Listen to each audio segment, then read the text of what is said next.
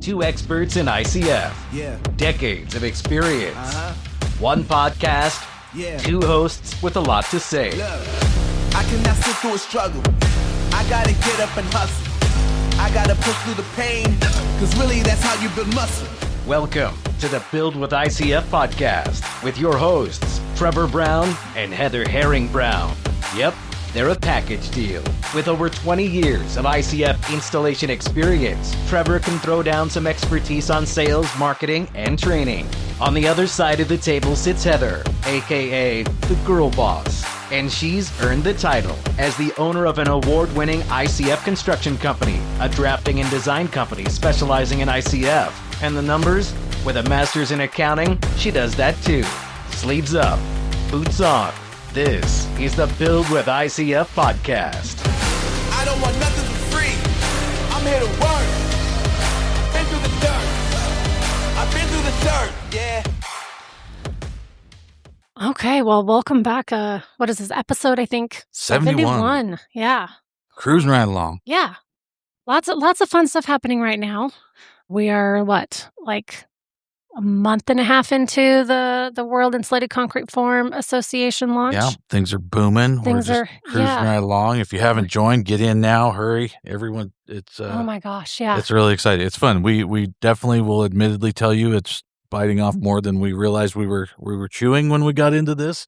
There's a lot more moving parts into starting a global organization, but it's been really good. And for all our WICFA listeners, we are in the process of getting everything officially launched. They told us a 90-day rollout, so we're actually ahead of schedule where we were supposed to be, but we're hoping to have our communities up and all the stuff. So They finally got us access to that, so I stay can actually active, stay in there. There are a lot of our members who haven't gone in and updated their information, put their information into WICFA or into the Growth Zone app, and make sure you're doing that because we are getting close to getting a map and different things set up in there, and we're going to launch our communities, which is basically kind of like our own Facebook groups that will be for all of our listeners and start learning stuff. And one of the people that we'll be relying on for good information in there is our guest today. Yeah. And also Founders Club member of WICFA, Dave Phelps, has been back by popular demand for round two. So we're excited to have you on, Dave. Thanks for coming on today. Yeah, thanks for having me. Hi to both you, Trevor and Heather. And I shout out to WIFA.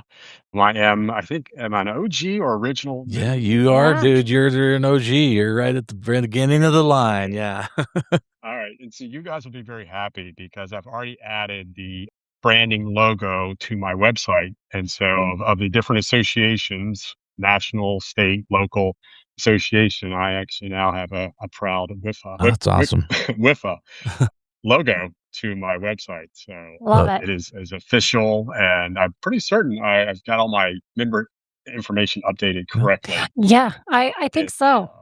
You do, and you're very good about that. That's awesome. We're so excited. I mean, working with you's great all the way around. We do so much different stuff with you, whether it be the podcast and WICFA stuff. We've got our application, I guess you could say, to be presenters at the IBS 27 that you'll be a part of. That we're going to be a panel of ICF builders from across the country. That's just going to be really cool. I'm excited to I guess we'll still see if that gets approved, but we're definitely up there for that. So hopefully our listeners that are coming out to IBS will be able to maybe see us up there and preaching the word of ICF again. So I hope that application gets approved because I think the four of us that are on that panel will be. I know I'll learn some things even at it with that group because it's a very, very experienced group of presenters at that presentation. So again, I hope NHAB accepts our application, and I definitely look forward to making that presentation. Yeah, and we're headed out to Washington D.C. here in a couple of weeks. We'll be out there with the NAHB and taking Capitol Hill. We'll be doing our march to the Hill for the building association, and we're going to be out there beating our chest on the WICFA wagon, letting everybody know about us. And definitely we'll be we already have some meetings set up with them to talk WICFA stuff, and we'll be definitely pressing to make sure we do whatever we got to do to make sure we get that thing approved. I'm really positive that it will. We've been reached out to by them multiple times wanting information about ICF. And so really cool. And we did just get this podcast got posted up on nhb.org as a industry podcast through NHB. So all the membership, if you're an NHB member and you want to look up NHB builder, building related podcasts, we're now listed on there under that. So that was pretty cool to get asked to be on there. So just another way that we're getting insulated concrete forms out to people. So pretty cool. Exciting. Absolutely. Lots of behind the scenes stuff, like just little things that people don't really see us doing, but that takes some time to get coordinated and everything on there. So had a great meeting with the Jim Tobin, who's the CEO of the NHB, and then Bill Owens, who's the current chair of the NHB. We actually met with them for a couple days out here in Idaho. They were out for an economic conference, and that we were at, and I got lucky enough to sit next to both of them at dinner, and ended up chatting about all this stuff. And they are really, really excited about WICFA, and they are partnering with WICFA. And that's part of what we're doing out in DC is kind of figuring out how far that goes and what they're going to do to help us out. But they said basically that they're very excited to help us out and move insulated concrete forms forward. So. Well, a little shout out to you two. A lot of people don't understand just how much work, you guys more than anyone, it is to build an association from the ground up. But our listeners that are out there to be a part of this and the accessibility, if anyone just mentioned Jim Tobin, Trevor just mentioned, that is a very influential person within the National Association of Home Builders. And, Trevor, it knows them regularly and meets with them. And so for our little association to have that accessibility is a huge benefit. And so again, shout out to you guys for pulling this off, pulling it together, getting, there are other smaller organizations trying to get some ICF networking going, but realistically, the World Insulated Concrete Association Forum is really it's got to be the focal point for what we do, because there we have the political connections, the leveraging of the association within NHAB that is our building network. That's where we need to focus as the membership needs to be focusing in this organization that you guys are building. And so again, thank you very much for taking the time. This is a volunteer job. Everyone has to realize if anyone's upset with something not moving fast enough or their name didn't get put in front, look, you guys are volunteering. This is not a paid gig. This is your blood, sweat, and tears. It's uncompensated time to build this. And so all of us that are in there should be very grateful for what you guys are doing. I know I am. Well, I appreciate that. It means a lot. And we are, like I said, we're enjoying it. It's crazy learning. I mean, we're drinking from a fire hose most of the time, but we're having a really good time doing it. And I think just hearing people's appreciation for it's been worth a lot, and it's super exciting. So if you haven't got involved, wicfa.org, jump on there and get signed up. You can go to buildwithicf.com and you can get signed up there too. That's how the best way. Everybody's been asking how they can support us. Sign up. The funds raised for this is what we use to get in front of these people and get the name out there and do the advertising that we need to do. We're signing up for shows to go to within our MCA and ICFMA and NHB. So lots of different things that we'll be doing with that. So please just join up, and we will continue to do what we do. So today's episode, though, what we really want to talk about, and this was actually requested by multiple people. It's been requested before, but it was triggered when you came on your podcast that you came on with us here a few episodes ago, and they just understood. People could hear and understand how much, just savvy you have about all these different aspects. You come at this from a different angle that you understand the energy efficiency, the ERVs, all the different things, the aspects that really start to, I think, is one of the big selling points. We can talk about fireproofness and the hurricane proofness and all that and stuff. But if you really look at what happens, majority of people, what they're using the insulated concrete form for building their house is energy efficiency. So there's a huge debate, and I've been very vocal about people that try to attack us and try to knock down what the R value is, because you can't have R value, and I'll let you get into the nerding out about all that stuff, because I just get angry, but you can say it more perfectly with the education behind it instead of me just getting angry. But I just wanted you to kind of talk about how, from the beginning, I'll kind of set this up from just somebody that's listening, and we're talking almost to the DIY guy or the homeowner looking to get into this, and explain when they are confronted by a stick frame person saying, oh, ICF isn't really, R blank, blank, blank, right? And ours is R19. Kind of explain how how R value works and basically how that pertains to stick frame versus ICF. We'll start there. Sure, sure, sure. So, again, the big question mark or big debate is what is the R value of the ICF wall? The technical, tested, lab tested R value, depending upon the manufacturer. And again, let's back up. R value, in essence, is just the resistance to pass heat through the wall. So, how slow or how much energy loss or just how slow does it pass through the wall and, from inside to outside. So, our value for most of the ICF manufacturers, depending upon if it's a 2.5 or 2.5 inch size or 5.25, 5.5, whatever, you're looking anywhere from R22 to R23. And so that's the lab tested R value, but that's tested without concrete. So the same thing when you have an R19 2x6 fiberglass wall, that's just the R value of the fiberglass, not the wood. And so you're missing the component system as a totality of the wall. So what makes up a 30 by 10 foot tall wall of ICF versus a 30-foot wall, 10-foot tall stick framed wall? And so when they do the lab testing, they are just looking at the EPS, expanded polystyrene, and that has an R value of X, 22, 23, depending on the manufacturer. Same thing as if you're looking at 5.5 inches of fiberglass insulation, rock wool, and again, you're still getting that R19-ish value. So that's the amount of resistance it takes to pass through the actual material. But in a wood framed house, every 16 inches, you've got a 2x4. We don't have that.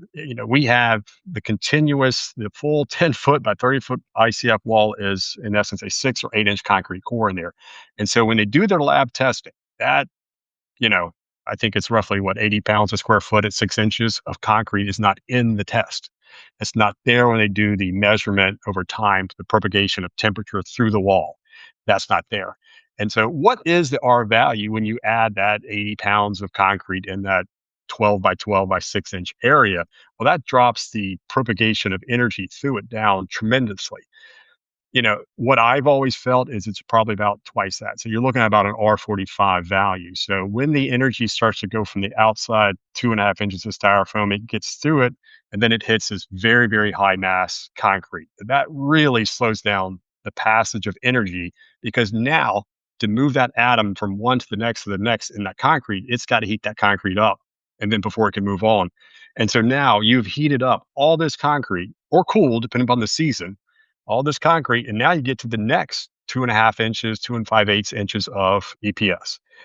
Then you have to get through all of that material. So you're looking at 11, maybe even 13 inches if it's an 8-inch wall, to get to all that energy to transfer through there. Well, by the time that's transferred through there, you're easily have gone through a 24-hour cycle night to day.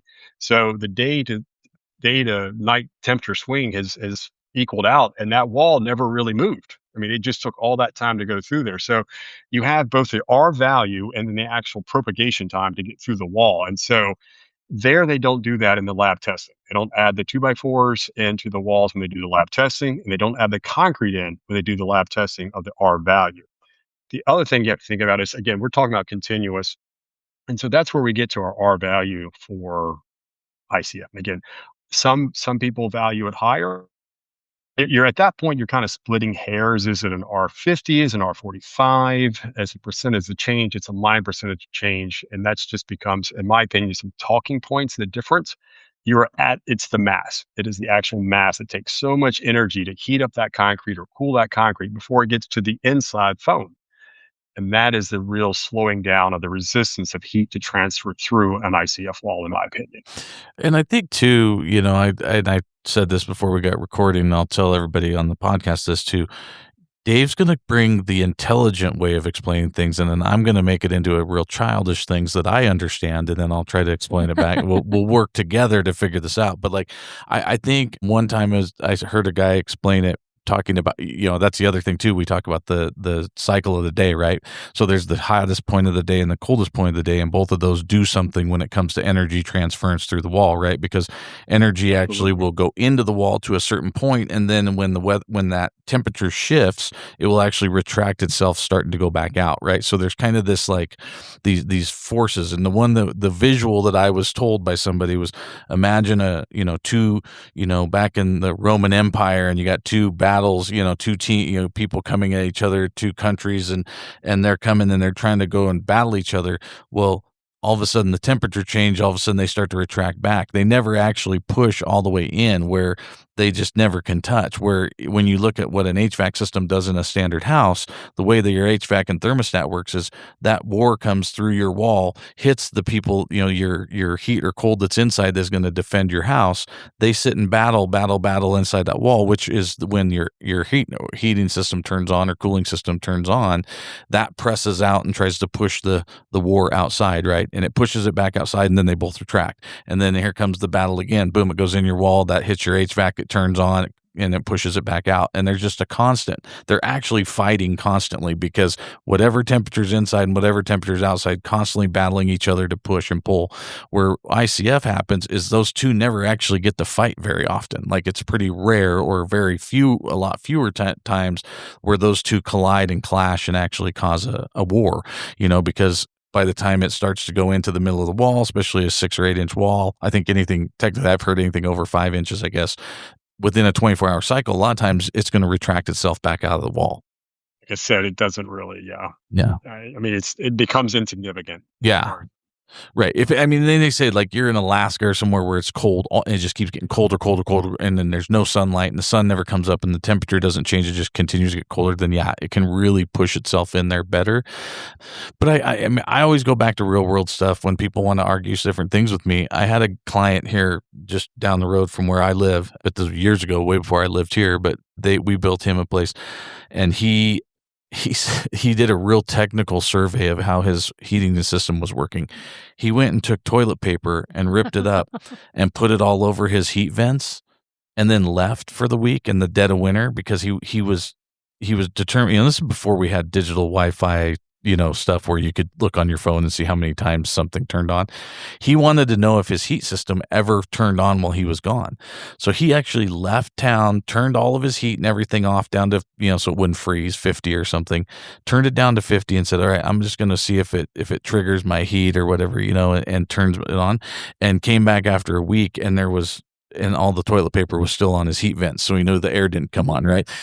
Very technical very technical test, but it was so funny. And he did that continuously throughout the winter. And there were times where he was gone for a couple weeks at a time, and the temperature never changed inside the house enough for the HVAC system to come on. And as he looked at it, he's like, that's money every time that turns on, right? And so that was one of the, kind of funnier little, but true stories that I think most people can kind of imagine how it works, right?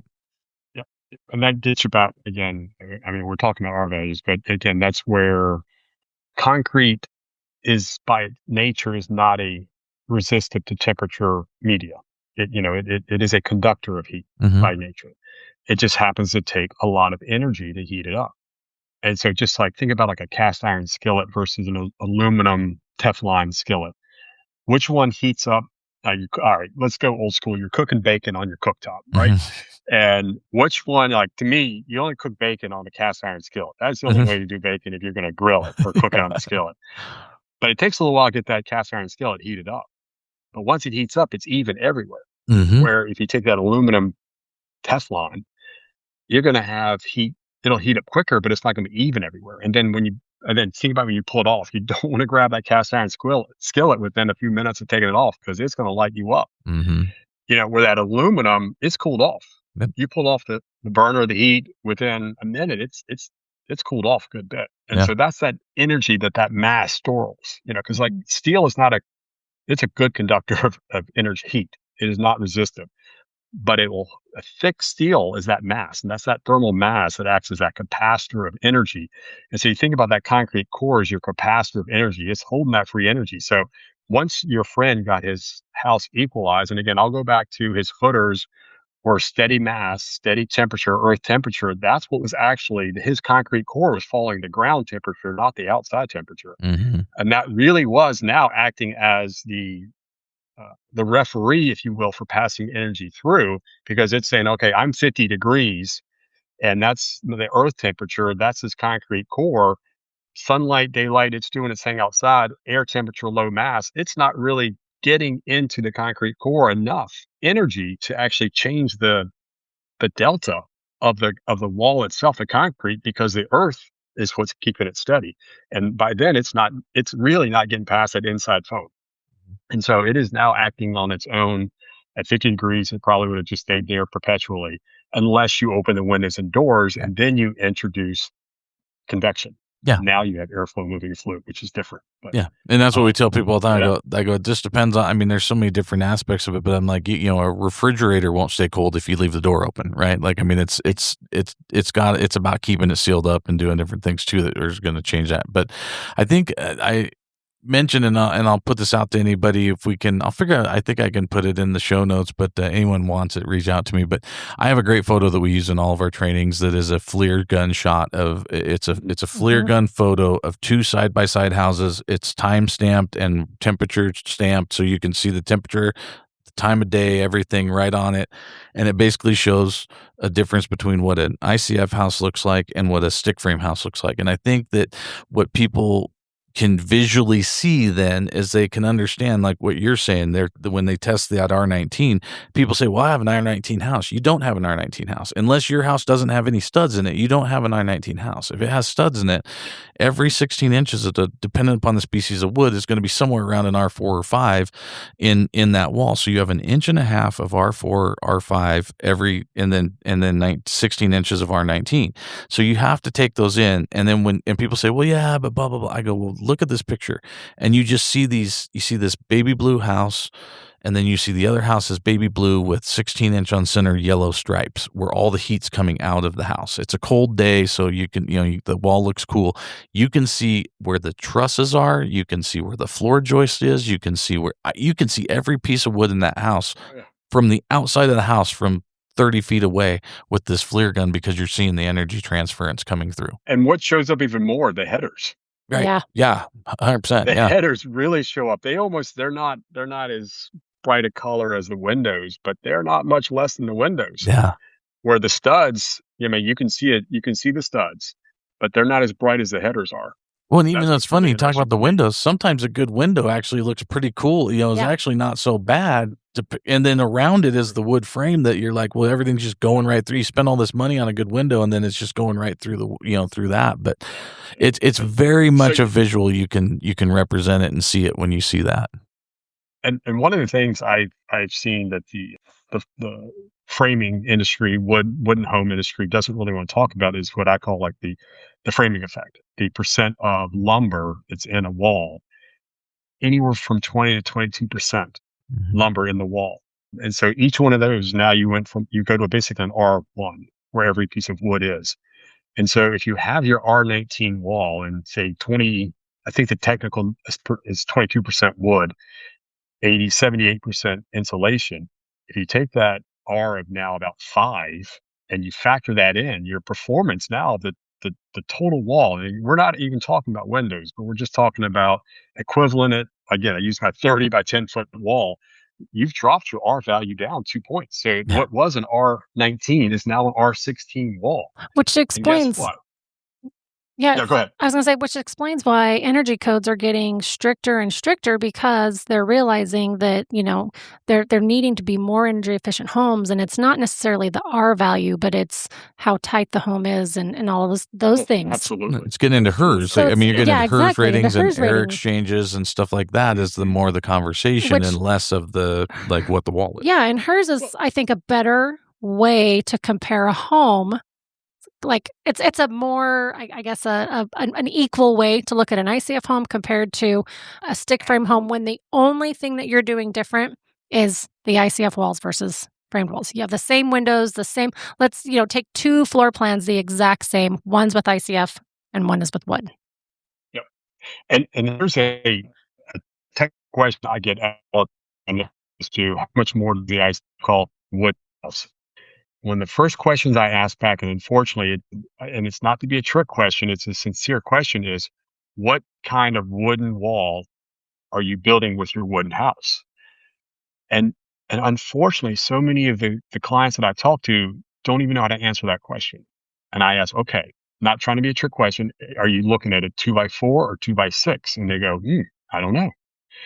The next question I ask, are you looking at fiberglass insulation, rock wool, open cell, closed cell foam? They don't know either. But they do want to know is what's the price difference. And so I have to kind of go into, let's build this up. So again, I know Virginia building code. So in Virginia, we can still build an R13 wall, 2x4 fiberglass insulation Oh, still wow. allowed in Virginia. And so I explain, like, if that is your measuring stick and that is the minimum code in Virginia, I say, that's a C house. You are C to D. You barely passed, right? So Right. you are barely passed. And it is what you're comparing us to, then there is a measurable price difference. I can't, that's just not comparable. But I explain that as you build your exterior walls up, as you go to 2x6 and you use foam cell and you put zip boards up, and even better, you add the exterior insulation so you limit the thermal bridging. I said, now you get to the point where you've just passed the cost of the ICF wall and you still don't have the structural performance of it. Mm-hmm.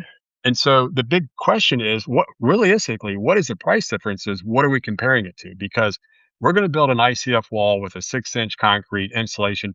There's not a whole lot we can do to make that less insulation or more insulation unless we do some extra tricks. But to that is a standard wall. We can't do much more or less to that. With a wood framed wall, there are so many things you can do to increase its performance value, yet that adds cost. And so what are we comparing it to? And then once we define what we're comparing exterior walls to, then we can answer the question, what's the price difference? Because most likely, if you're getting, again, we have in your area, and I have friends up in Canada, their codes are so high that it really isn't a price difference to build ICF to wood frame. Correct. There's virtually no price difference. Oh, and we're getting real close to. We're hearing, like I said, at the NHB, talking with people. I think Colorado is going to be maybe possibly one of the first states that's going to try to push it. Is like 2x8 construction. We're all 2x6 out here. We've probably not been able to build a 2x4 wall in probably 15 years. Yeah, you can do garage walls, not living space. We can't do living space with a 2x4. It has to be 2x6. So, and people are already trying to go to 2x8.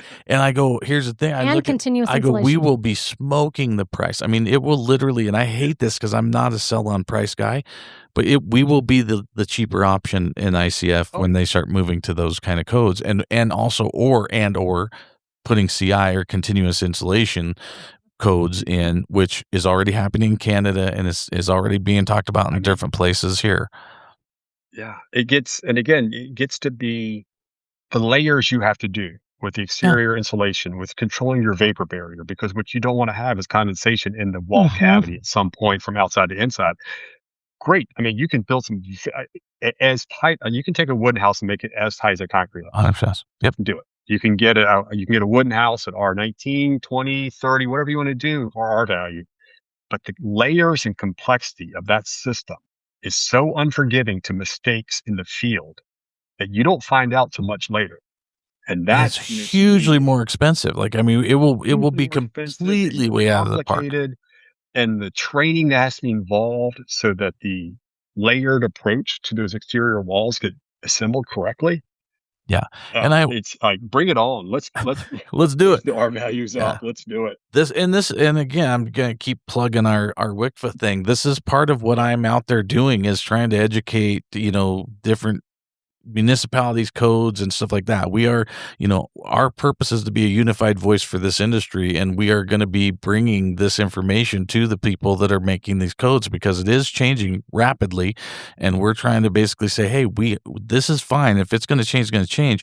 How about we get ahead of it with our product, and then you don't have to worry about it, right? Because here's the other thing is, because you know how much I love to bag on stick frame, or firewood, as I like to call it. You will literally, you can go to all that expense to do that and get all of this and build a 12-inch thick, double studded, offset studded wall that will, and get that continuous insulation. It still burns down in a forest fire. It still blows down in a hurricane. It still gets taken down by a flood or by a tornado. So you've done all that work, paid twice as much as an ICF house, and you don't have a 250 to 300 mile an hour, wind resistance, and a 4-hour fire rating. So that's our big pitch on that. And I made a note here because I will say, because going back to my repping days, because I know what people are going to say. I'm going to get emails from people. There is some ways for us to have higher R value in some of these, because I do know some of the companies make an R30, which and again, they're just increasing the amount of the foam. And then there's actually some that do the energy sticks that can drop the sticks down in the wall. So just to be clear, so that any of our friends that blow us up on that. I want to back us both into that corner by saying you can't, but yes, you can. So everyone who's listening, yes. So you can take a wall cavity that's got a 10-inch spacer, put an extra 2-inch block in there. You double the R value on the outside half of it. You still have an 8-inch concrete core, or whatever you want to do. There are means to getting R30 and higher with ICF on the EPS side. Right. We're speaking of the majority. Yeah, I don't need the nasty grams. I don't need you guys blowing me up. We're admitting there is ways to do this. And a shout out to previous podcast guests, Monolith. They do a polyurethane block that is got a higher R value than the EPS, and they're happy to chat with you about that. You can go back and listen to their episode about it. They can tell you about that, because they're just having a little bit different material does make a difference. So there is some variances to the R values and stuff of the actual material. So I don't want to blow past that, but mostly what we're talking about here is just the generic kind of what we're dealing with. And so I think that is important. I want to kind of pivot us to the next thing, because this is another thing that you have tons of information and knowledge in your brain about, is getting into we talked a little bit about air exchanges and things and how that goes. Let's talk a little bit about how to, because you and I mentioned beforehand, like you can build if you really try, you could build an energy inefficient ICF house, and you can build an energy efficient stick frame house. Like it all depends on how you do it. Explain how to get the best, in your opinion, again, and educate, guests on this. What is the best ways to get the most out of let's say you've made the commitment to an ICF house. Explain some of these things that you do to even increase the value and how it performs. So again, I can talk about my area of the country. We either do a lot of, probably 80% of the homes we build are on basements, and then the other is on a crawl space. Occasionally, we'll do a slab. But so to me, one of the other ways to make an ICF more efficient is to continue to use that free energy that's underground, and that's where I like the basements and I like the crawl spaces. And when we do build a house with a crawl space, I jokingly call it a basement with a 3-foot ceiling, because we do put a concrete slab in the crawl space. Rat slab. Do you guys call it a rat slab? That's what we call it. Yeah, the rat slab. Again, here, 4 inches of gravel and 10 mil poly is all you technically have to do, even in a conditioned crawl space. And I kind of cringe at that. But what we want to be able to do is take that free energy that's in the basement or crawl space, and then it's a conditioned space, but when it's 10 degrees outside, that crawl space is probably going to be 55 or 60 degrees. Well, that's free energy. We want to take our HVAC system and move that air up into the upper floors, and that's free energy. So at that point, you just have your air handler on, and you're mixing that air throughout. The same time, your ERV is going to be running, your energy recovery ventilator, and you're bringing in conditioned, fresh, filtered air into the house. So you are constantly, through convection, moving air around through the house, taking that steady energy from the basement and moving it up. And so even if from that kind of house today, it's a basement story, we basically build in like an elevator shaft that has ductwork. The return ductwork will actually go all 3 floors. So I pull, by design, air out of all 3 floors simultaneously, and then redistribute it out. And so that is a full loop, if you will, of cycling the air around.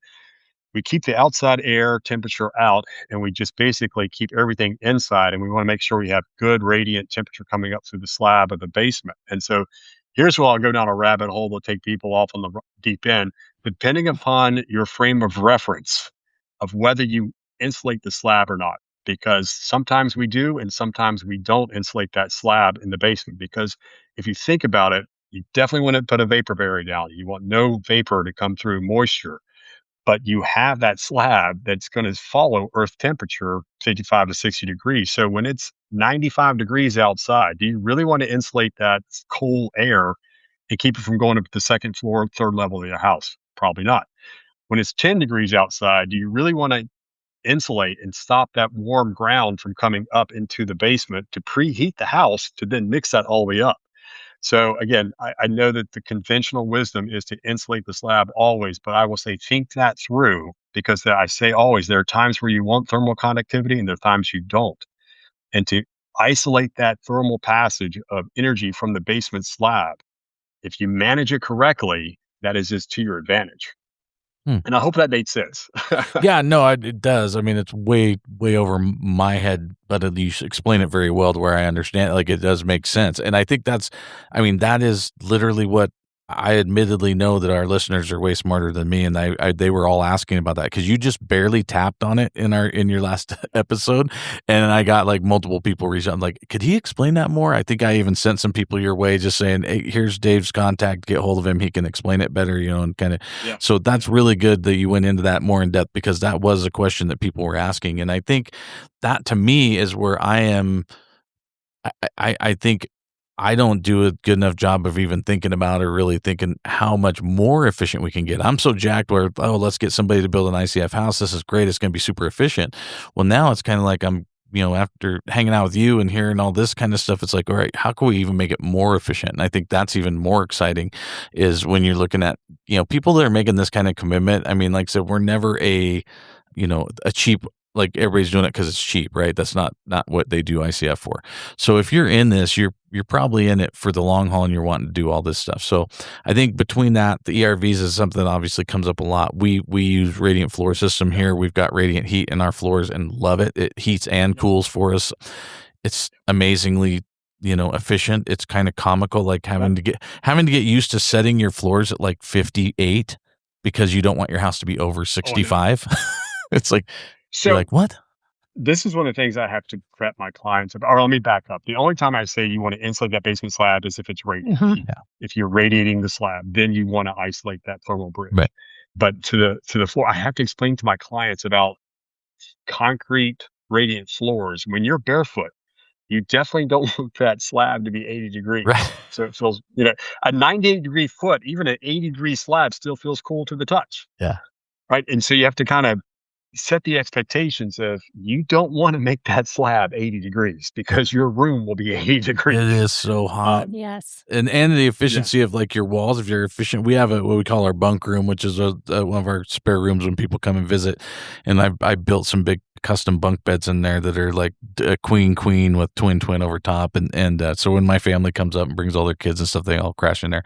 And that room with 6 bodies in it will get up to 80 degrees in there no matter what you have the floors. Like it's like we have to open the window in the dead of winter because it's that efficient. So then you take into account like our whole house is just heated with floor. Like it's funny, we have people that come and like dog sit for us while we travel and stuff, and they get here and they're like, oh my God, the thermostat's set to 58 or whatever. And we're like, don't touch it. Like if it goes past 58, it's going to be 70 degrees in here and you're going to be sweating, like, and we like a cool house. So like, I'm sure some people are freaking out, like, or, but we like our house at 65. That's what we keep our house at. I like to sit with the blanket all the time, but we live in the mountains and we're used to cold. And well, yeah, but we did have a dog sitter that came over, and she, like, I had explained the floors to her when she first came over, but then we left and she looked at the thermostat and she kind of panicked a little bit. So she turned the heat up, turned it up to 68. And the next day she was calling me and she was like, it is so hot in the house with her. Cool it off. It's going to take a while to cool it off because that concrete's hot. Yeah, it was wintertime. And I'm like, you're going to have to open some doors. That's your only option because you're not going to lose that heat. And she's like, well, I'm not wasting that energy. I'm not opening the doors. I turned it up. I'm just going to sweat it out. It was so funny. But what do you suggest, with all these different ways of doing it? Another thing that I see people do is like, you could take an ICF structure. We could build a 1,000 square foot ICF that's a 4-sided square with 6 windows in it. It's going to be differently. It's going to react differently from an R value standpoint, quote unquote, efficiency to a 10,000 square foot house that's got a ton of windows and stuff in it, right? Like, so there's going to be a big difference in how you design the house around it. How careful are you when you guys are designing your houses and stuff about taking into account like how many square feet of openings you have as far as like doors, windows and stuff? I mean, if someone comes to you and says, I want the whole back of the house to be glass, are you trying to work with them to make sure to make that efficiency? Or what's your thoughts on people designing as they're, designing these with windows and doors and stuff? Yeah, that's a great question. And so, the joke is, the most efficient house has no windows. Yeah. It's just a box with Right. windows, Exactly. but that's not really, that's called a dungeon. Right. And no one really likes it when I design dungeons. And so we talk about windows, and we've done a lot of like waterfront properties, and you definitely want to take advantage of the views or mountain views, and you definitely want to take advantage of that. And you have conversations about that's when you have to kind of decide how much of your budget do you want to invest into the windows. And then the other thing you have to be mindful of is like radiant cooling. When you sit next to a window, even though the air temperature is 70 degrees and it's 10 degrees outside, that glass is cold, is actually pulling energy away from you. Mhm. Even though the room temperature is set, if you're near the window, you will have a physical sensation that it is cooler in that spot, even though empirically you measure it with a thermometer and there's no temperature variation. It's just because it is a heat sink and it is pulling energy away from you. So as long as you kind of have those technical kind of geeky conversations about setting expectations of what all this glass is actually going to do performance wise, you have to balance the design to form function and the glass. Typically the glass wins out, but we just have good conversations to talk about setting expectations of what that glass is actually going to do. And or if you want to, then you go to the triple pane Mhm. glass and then you drop that radiant cooling down, and you don't have that temperature feel that it's actually cooler standing next to the glass. And that's where it can come into effect. But again, if you're looking at floor to ceiling glass, the jump to go to triple pane it is a very, very painful jump. So these are conversations we have with designing into the budget, setting expectations, the pros and cons of the big glass walls, beautiful views, and then what that does to the performance feel of the house. And also, again, it is a heat sink. No matter what you do, even the triple pane glass, it is still never going to perform like the box with like No, Yeah. no, ICF with no windows. no, there's no But way. you have to find that balance. Well, and even And going a step further and looking at, and I think that it's easier with those clients that they're looking at, you know, how their home is going to perform when they're searching for lots and they're like, okay, I want to make sure my house is not facing due west so that I get all the evening sun and all that hot air. They're looking at placement on the lot. They're looking at which way that goes. And then also, something we look at is the overhangs so that we can provide a little bit of protection for those windows and increase their efficiency just with a little bit of extra overhang. Yeah, and just make sure if it's a back. I mean, where our house is a prime example. If you look out, we face a golf course, and we like that view, and we like to look out at the green, and so the whole back of our house is glass. But we also ponied up the money for really good sliders, and they perform well. And then we basically have a covered 20-foot covered patio that goes over the top of it, and we get no sun back there. Like No, the but way we the house also sits, face it's like, due north. yeah, and the back of the house is due north, so there's but we're not getting any sun back there, so we don't get that heat issue at all. But it's just that designing around. And the one thing I will say that I love, because people say, well, I'm going to do glass on the whole back of my house, so there's no point in me doing ICF. I'm just going to do stick frame. Well, it's just as inefficient for stick frame to have glass it is to have the concrete. At least other parts of the house will be better. Like it's such a comical statement to get from people saying that that they're going to have oh, well, I'm not going to do ICF because I'm going to have a bunch of windows. Well, you're going to be even paying more money in utility costs for a stick frame house to have that many windows. So it's kind of a funny thing. So don't let your builder tell you that little trick either, where they're like, oh, well, we're going to put a bunch of windows in, so we're just going to do stick frame. So I you don't know. mentioned something actually brought up a project. Gosh, this goes back 15 years ago now to think about it. It was probably one of the first houses that we were building towards passive design. The owner didn't want to go to the full testing and certification of passive house, but we designed to that state. And, the back of the house had 1,700 square feet of glass on the back of the house, which that's a lot That's of a lot of glass. glass. It's a lot. I mean, and we, the owner invested in the triple pane glass, and it was so fun. We did the math. We calculated out how big the soffit roof overhang had to be so that In the dead of winter, we had sunlight coming in at maximal angle into the house. So we had heating. And it was so cool because I could actually watch. And again, this is an ICF with triple pane windows, unlimited budget as far as what you could do. We had a double insulated ceiling because the duct were anyway. It was over the top, really cool what we could do. But I could watch the thermostat actually go up from morning to afternoon without the heat being on, and it was the sunlight heating it. Yeah. And that was the first time that I got to actually prove to myself the math worked. And then in the dead of summer, it's hot. We've got all this glass, and you could see the shadow. It never got even to the bottom of the windowsill, and we had windowsills that were 8 inches off the floor. And so it was really cool to see that the math worked out, so that the sunlight never came in. There was shadow on the windows during the July and August, but in December and January, we're getting direct sunlight in as the sun was just. And again, it was directly west facing in the afternoon because we wanted to take advantage of the heating, and yet we wanted to shade it in the summer. And that was the first pass that we designed. That it was cool to see the math work.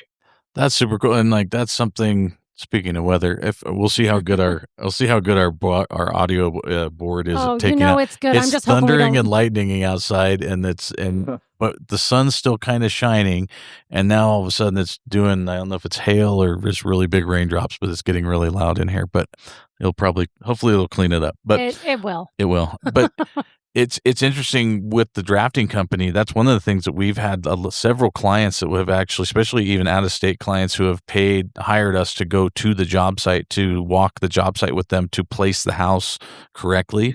I think more people are getting aware of that. And it's like sometimes they're looking at exactly what their view is, and they want to see, I want that view. And if that's just, you got to look at, we look at Jug Mountain and I want to look right at Jug Mountain. Well, okay, you got to turn your house a certain way. But if you are really thinking about energy efficiency, there's a lot to think about the design of it, the way your house sits in relationship to the sun, and without going full passive, but it's like, there's a lot of thought process that you need to think about, where the sun's going to be. So that's really interesting to hear, because it's like you got to see it firsthand of how it really works. And I think people are just getting more wise to that. I think it's something people understand a little bit better now, because we definitely are hearing it on the drafting side. Yeah, and sometimes you don't have any control over it because, you're buying lots in a subdivision and houses are right next to each other, and they buy the lot that they can afford, and that's just what it is, and then we design around that. But we've had a string of clients here recently that have fairly large lots, and so we're able to really look at that passive design and look and see, okay, this is what we're going to face in the wintertime, this is what we're going to have in the summertime, and then also looking at, typically when it rains, like we have some clients in Wisconsin that he's like, it rains and it comes from this direction. I want to make sure that I've got this for these windows and these covers and all this, just, looking at all the weather that could affect the home. Totally. And again, like, I agree, we have, the larger parcels, you have the benefit of, how do you showcase the house when the client drives up the driveway, or when their guest drives up the driveway? You want to make sure you take into account showcasing the house, so that you don't drive up and you look at the back of the house, because if that was the optimal placement. But you have the beauty with larger parcels to make that driveway approach the house however you really want it, depending upon topography, how, if it's a forested property. So you can play with a lot of really different facets of house placement to optimize energy efficiency and view and, curb appeal, if you will, for presentation of the house. Yeah. I know there's going to be a couple of classes at the Builder Show in 2027, because I sit on a couple of different committees, and one of them is climate responsive design. And really, that's what they're really talking about, that and how to, and it goes all the way down to the materials you're choosing to build your home out of. Right now it's really popular to have that dark black painted exterior home. That does not help your energy. No. They look cool. It is very, very popular right now. Oh, the dark colors and the dark. I mean, we're guilty. We have a dark black front door, and it is just beat, and it's already needs replaced. And so we're just like, oh, now we got to replace the front door. But we love the look of it, and it looked cool. Yeah. But the house isn't dark. So yeah, it's no. I think people are just getting more aware of it, and I think this whole conversation about our values and performances and different things, and I think it goes back to the same thing. I think, to me, our value is a number. It's a discussion point. It's a way to argue some things. I think we have better ways of doing things today than we ever did, as far as HERS ratings. And do you guys do a lot of HERS rating stuff out there? Is it? We do. So we do have to standard. That is now we have to HERS rate every house. Because there's areas that don't. So it's like they're like, what's a HERS rating? And even then, it's in Virginia, it's a 5. You have to pass a 5. Yeah. Which, okay. It's and I think what people, if there are people listening that don't know what it is, it's I mean, I'll let you explain it, because you can explain it better. So it basically is, you pressurize the house and you look at how much air leaks out of it, and it's a measure of differential pressure from inside to outside, and it's measured in pascals. So 50 pascals is they pressurize the house and look to see how much volume escapes the house. So 50 pascals is equivalent to about a 20-mile-an-hour wind blowing on your house. So they had to create some kind of pressure situation that would be real world, because you're not going to real world pressurize your house. And so real world, 50 pascals is about equivalent to a 20-mile-an-hour wind blowing against your house. And they want to measure how many times the total volume of the house leaks out per hour under a pressurized environment. And so a score of 5 means in an hour, 5 times the volume of the house leaks out in an hour. The lower the score, the better. So Energy Star is a 3.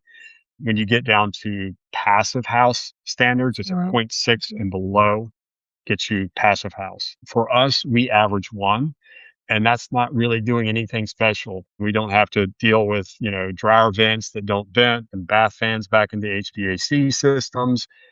Some of the extreme things you have to do to get it down to that half exchange per hour, we find that we can we do that? We can. We find the cost to get that extra half exchange per hour jumps up pretty dramatically, and your utility bill doesn't move nearly as much as the cost to get that tightness. And so generally, I don't recommend pushing it. Can we? Yes. I don't think there's a big value in that.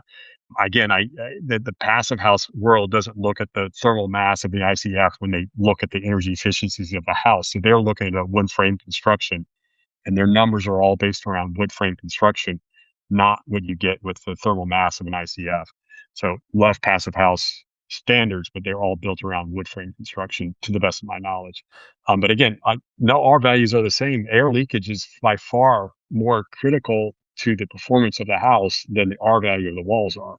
Yeah, the blower door test is kind of what you're talking about there. Yeah, that's your and then you've got the HERS rating, which is the home energy rating system, that they look at your windows, they look at your walls, they look at your appliances, they look at the furnace that you put in, or what all you have, and like a HERS rating of 100 meets code.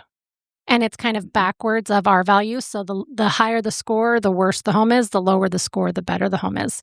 I believe Energy Star is an 80, a score of 80. It might be a little bit lower now. Yep. And then, obviously the more you do, the better the home is. My first ICF home, the only thing we changed, I moved forward with the exact same windows that I had planned when I was going to do it as a stick frame. I moved forward with all my same appliances, everything. I did get to downsize my HVAC system and my air conditioner and all that kind of stuff. But the only thing that I really changed was the exterior wall structure. And we came in with a HERS rating of 42. And that was the lowest the HERS rater had never seen that without going like crazy extreme with everything else, attic insulation, all of that stuff. And he said if you would have changed out the refrigerator, the refrigerator alone had a just gargantuous, big refrigerator, and the refrigerator probably would have got into the 30s. Yep. So it was, and that would have been the lowest HERS rating he had ever done in the state of Idaho. So, and like I said, all it was changed was the and exterior ICF walls, Yep. for the most part. So I like the HERS rating and that explanation better, I think, than the R value rating, just because it does look at the home's overall performance and how much better it's going to perform over, And an that's what I equivalent want in a people stick to frame. understand about this episode is I want you to understand, like, we can talk R value all you want, but I think what Dave's done an amazing job at clarifying is performance. Yes. And I don't like that we get hung up on, and like said, going back to this is your, this is your R value number, and this is what you can say and what you can't say, and this is true and this is not true, and which it's all debatable. It's just a discussion topic. What really is not debatable is the performance of the house. When you're talking about how many physical air exchanges, how many, the HERS ratings, how many of these things, how's the house going to perform? And I think that's what I'm hoping at the end of this episode. I hope this is what all of our listeners take away from this is, what is the house performing like? And how are you structuring this house? Everything from like what we're saying, the structure of the home, to the windows you're using, to how many windows are in it, to the light bulbs you're putting in, to the way the house is positioned on your lot. Like, I mean, all these things that go into the performance is so much bigger than the tagline that we're going to start on the title of this, which is R value, that gets everyone to listen and log to tune in. But we're really telling you that the R value is not as important as we thought, and we'll debate it all day long as far as what that R value can be. And guys love to do that. But what we're talking about and what we're more concerned with is what's the performance of the house.